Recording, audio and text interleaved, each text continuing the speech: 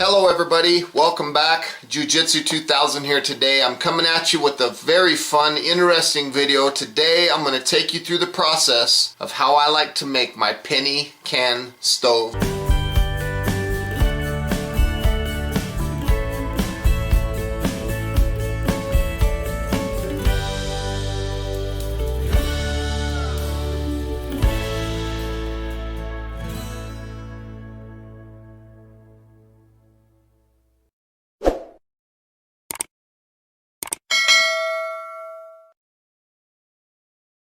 This is going to be an alcohol stove. We use aluminum cans to build this stove. So stay with me.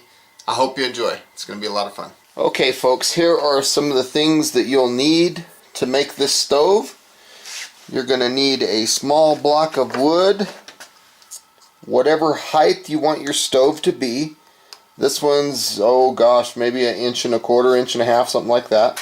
You will need a small push pin. You'll need a pair of scissors, pair of needle nose pliers, a penny that was made before 1983. So 1982 would be the latest penny that you'll need. The reason it has to be made 1982 or older is because in 1983 the pennies went from being 95% copper and 5% zinc to 99.2% zinc and 0.8% copper. So if you use one of the 1983 or newer pennies, you have a good chance of that penny melting because it's almost all zinc. You'll need 2 soda cans, and behind the soda cans I have several options that you can use for fuel. From the left to the right, I have the best fuel possible, which is heat. The next best option to use as fuel would be denatured alcohol, and the last option that I would consider to use as fuel is 91% isopropyl alcohol. The first thing that I like to do when it comes to building these stoves is I take my can here and I use the pin and I spin the can around in a circle and I etch a line in the outside of the can.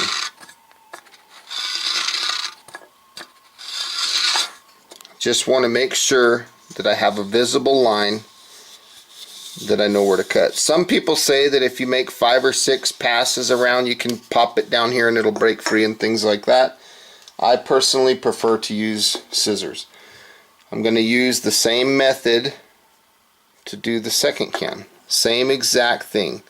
So I'm just resting my pin nice and solid right there, and I'm just spinning the can. I'm using the block of wood as a guide to hold the pin in position to make a line around my can. I'm pushing the can flat on the bottom of the table, and once I've scored a line, easy for me to find, then I'm good to go. Now I'm going to take my push pin and I'm going to find the center of the can, and I'm going to use my block of wood as a hammer to puncture 5 holes. There's the first hole. If you have the power to push through just with your hand, you can. 3, and the last one right there. So you have 5 holes in the center of the can. The center hole, if you want to put your pin in there and kind of widen it out a little bit, you can. In my case, I'm going to use my pointer here, and I'm just very mildly going to tap this down. I want that center hole just a little bit larger.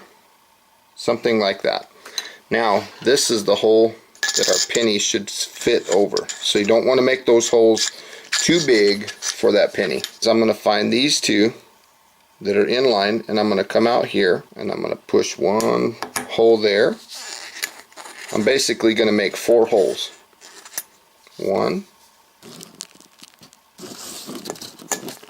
2.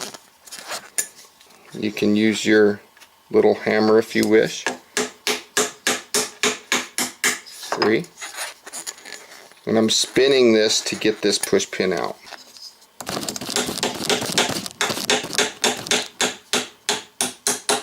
There's 4. Now I'm going to go right in the center of these holes, so I'd be like right there, and I'm going to make 4 more holes.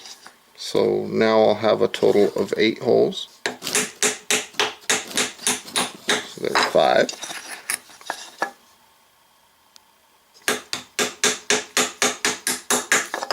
6.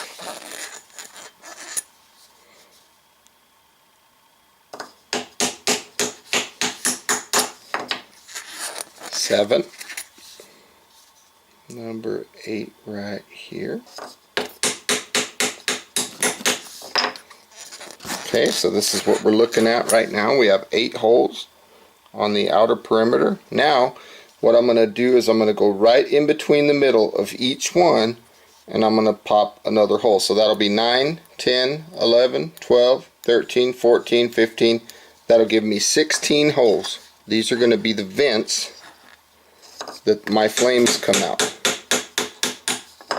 So that's what we're looking at right now. I've got a total of 16 holes on the outer diameter and 5 holes on the center. Okay folks, now I'm going to take my scissors and I'm going to look at where my line is. See my line right here? And I'm going to go upwards, not towards my holes, but up towards the part of the can that I'm not going to use. And I'm just going to start to puncture a hole. Now I'm going to come down, I'm going to cut my way down to where I'm about maybe 1/2 of an inch from the line or something like that, above the line, not below the line. About 1/2 of an inch above the line. Doesn't have to be anything specific. I mean, you could be 1/4 of an inch, 1/8 of an inch, something like that. Main thing is I want to get down to this portion. Now I'm going to take this portion and I'm going to slowly, carefully cut right along the line with my scissors. Very clean, very straight cut. Take your time, don't get in a rush.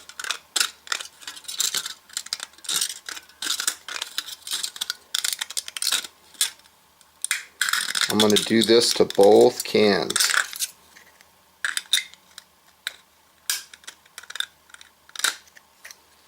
See how nice that looks? This is going to be the top. Now I'm going to do the same thing with this can. Just kind of cut into the can. Be careful when you're working with this, folks, because this aluminum can catch you. It's very, very sharp, razor sharp. Make sure you keep your hands clear of the dangerous sharp edge there. Okay, so I'm going to set that aside. This is the piece that I want to work on right here. So I'm just going to kind of come right here. I'm just looking for that line.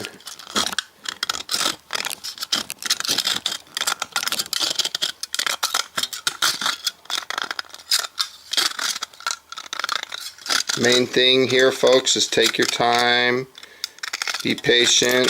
You don't want to rush anything. So this is what I have right here. Everything's nice and straight. This is going to be my bottom. Sometimes if you're drinking like Dr. Pepper or Coke or root beer or something like that, you might have a little bit of residual Coke in this little groove here. So if you have that, you want to take that out. Wash these just with water. I want to make an imaginary line on my pliers so that I go to the same depth each time. What I'm going to do is I'm going to bite and twist. Same depth, bite and twist. Bite and twist. Don't want to twist too hard because we don't want to twist holes or anything. We don't want to crack the aluminum, but I'm giving it a pretty decent little twist. Bite and twist.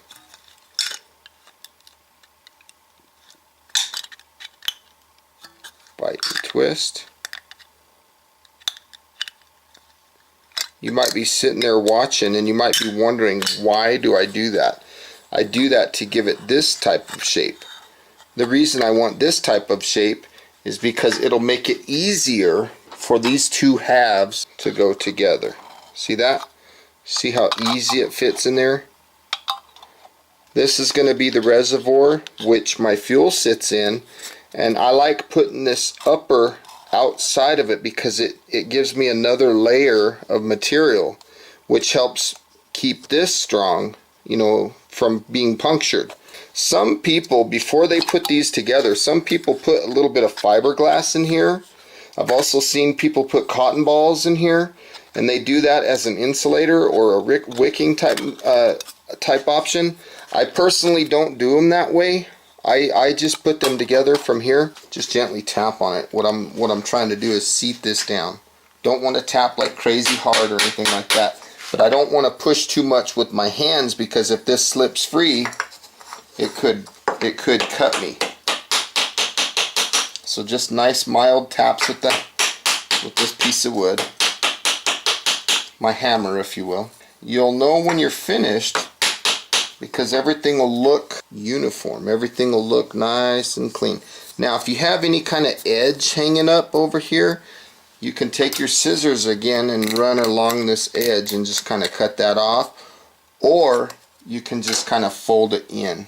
Okay, so it doesn't really matter too much. I like to fold it in because it creates a little bit of a, kind of seals it shut, I guess you could say. So at that point, my penny stove is finished. Okay folks, now it's time to fill this baby up. Don't get the heat in the red bottle. Make sure you're getting the heat that's in this yellow bottle. I'm just going to pour a little bit in the middle. Give it a little time to soak in. If you spill a little bit around the stove, this is actually a good thing. You see how I spilt some here? This is actually good. It'll help aid in the priming step when it goes to light the stove. Now we're going to take our penny, set it right in the center, and we're going to put a little more fuel around it. Okay, I just killed the lights, and now I'm going to pour a little bit around on top of this pan on purpose. Now I'm going to light it. The reason I poured some on the pan is because I want to use that to heat the stove up so that it can prime. Let me push that penny over the ports. And you can see that the stove is starting to come to life.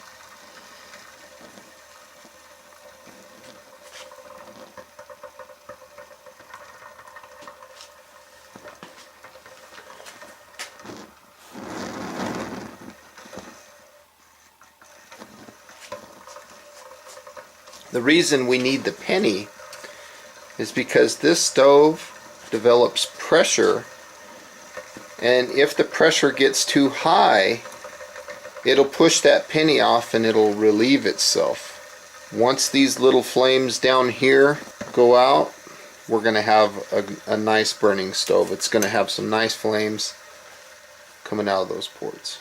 Look at that flame. Isn't that beautiful?